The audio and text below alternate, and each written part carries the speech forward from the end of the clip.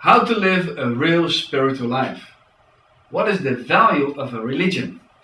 How can we find out the truth? Why do people turn to a religion? It could be to find answers to questions such as, where do I come from? Why do I live? Where am I going to? Whatever the reasons, a religion provides direction and aims to discover more about the spiritual life. Sometimes we can all feel an emptiness deep inside. That's because we have lost our close union and harmony with our Creator.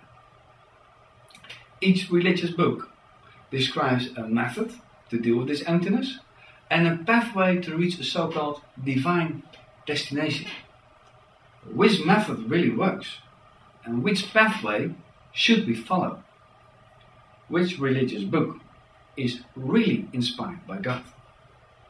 In such a book we have to discover more about God as the Creator. In the movie The Reason for God, I explain why. Read about ancient story from the beginning. God is eternal.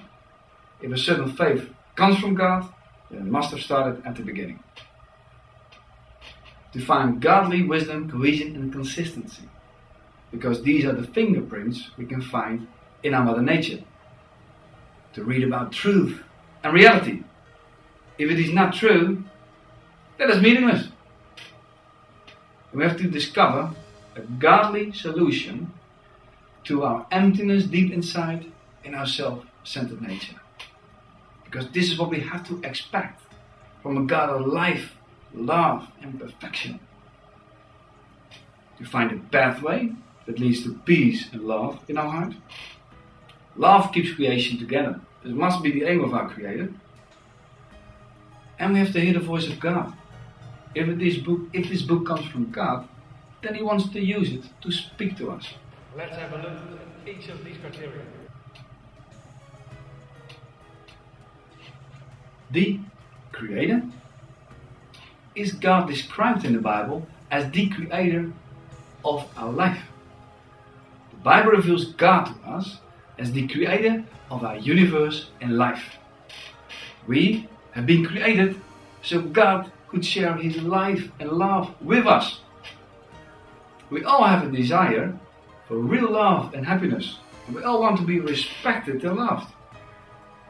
It's a God-given design. Only too often we try to get this love from an inappropriate source.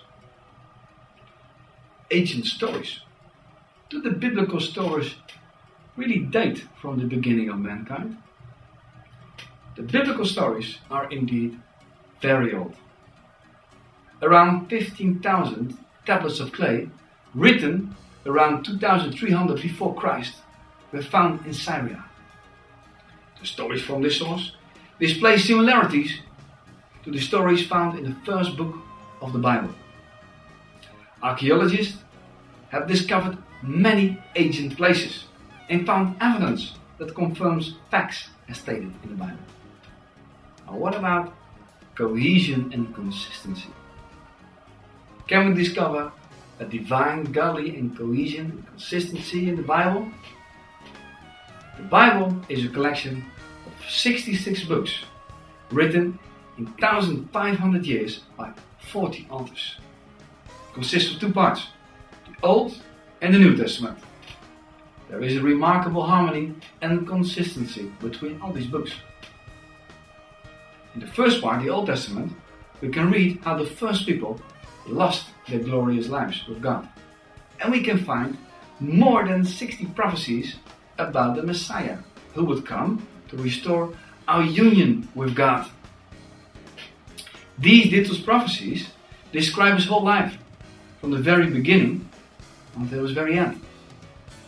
All of these elements define the identity card of the true Jewish Messiah.